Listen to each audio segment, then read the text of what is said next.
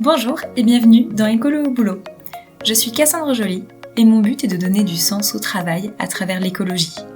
Ensemble, nous trouvons des idées, des astuces, de la motivation et de l'inspiration pour rendre son quotidien au travail plus écologique et se sentir utile.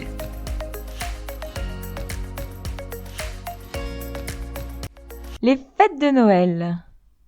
On prépare un sapin à la maison, parfois au travail aussi, avec une question quand on est écolo, qu'est-ce que je vais pouvoir offrir qui n'aura pas un mauvais impact environnemental ?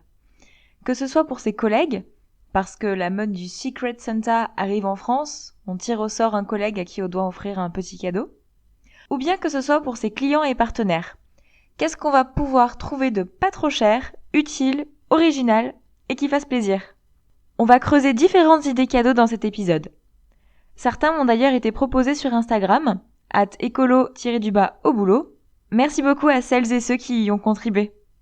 Vous pourrez retrouver la liste complète des idées cadeaux sur le blog, l'adresse est dans la description du podcast. On va faire le tour de différentes catégories de cadeaux. Les objets utiles pour sa transition écologique, comme une gourde, des sacs ou emballages réutilisables, ou bien encore des produits éthiques, naturels, et en passant par tout ce qui se mange et se boit. Quelles que soient vos relations de travail, vous devriez pouvoir trouver dans cet épisode de quoi faire plaisir. Et finalement, même pour vos amis, votre famille, vous pouvez encore trouver des idées de cadeaux dans ce podcast. Alors c'est parti! Je vous propose de commencer par les objets utiles pour sa transition écologique.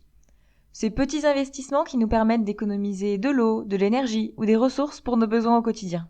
Dans cette catégorie, on va trouver les gourdes, une tasse, des sacs ou emballages réutilisables par exemple. Pourquoi ne pas offrir un Be Wrap, ces emballages en cire d'abeille, à un collègue qui ramène toujours la moitié de son dessert ou sandwich ? Ou alors une tasse rigolote pour ceux qui n'ont pas encore amené la leur au travail et continuent à boire dans des gobelets en plastique ?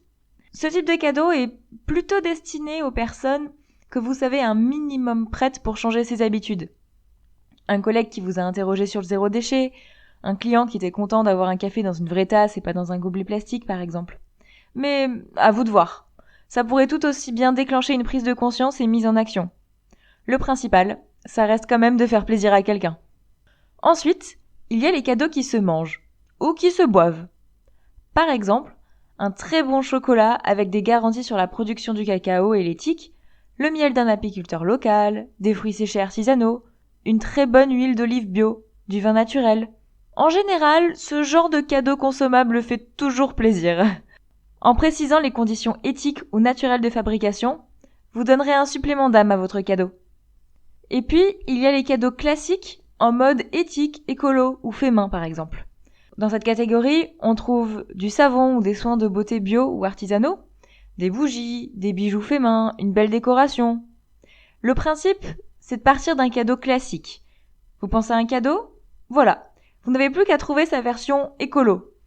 Ça peut être une marque engagée, du bio, de la seconde main, du fait maison. Au final, n'importe quel produit peut avoir une version éthique ou écolo. Enfin, il y a les expériences. Selon votre budget, ça peut être une place de cinéma, de concert, aller voir un match, pratiquer un sport ou une activité manuelle, aller au restaurant. Pour un collègue proche, vous pouvez proposer une activité à pratiquer ensemble. Vous pouvez aussi imaginer des bons cadeaux rigolos. Par exemple, un chéquier de bons pour un café à prendre ensemble, 10 cafés dans l'année prochaine, ou alors, si vous habitez à proximité, proposez-lui de l'amener 10 fois au travail l'année prochaine, en covoiturant.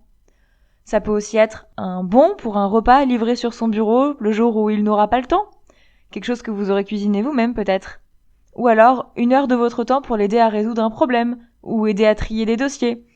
Ce dont il pourrait avoir besoin en fait. Les meilleurs cadeaux ne sont pas toujours matériels. Avoir un soutien psychologique et un ami dans l'entreprise, ça a une valeur inestimable. Il y a d'autres gestes qui ne coûtent rien, mais qui peuvent aussi être une preuve de reconnaissance du fait que vous aimez travailler avec une personne. Tout simplement lui dire merci. Écrire une petite carte ou un mot. L'esprit des fêtes de fin d'année peut être bien mieux respecté sans surconsommation inutile, mais avec plus d'humanité. Merci d'avoir écouté cet épisode. J'espère que vous avez trouvé des idées pour vos collègues et peut-être votre famille et vos amis. Je vous souhaite à tous et à toutes de très belles fêtes, à l'année prochaine, et d'ici là, on reste en contact sur Instagram et LinkedIn Écolo au boulot. À bientôt!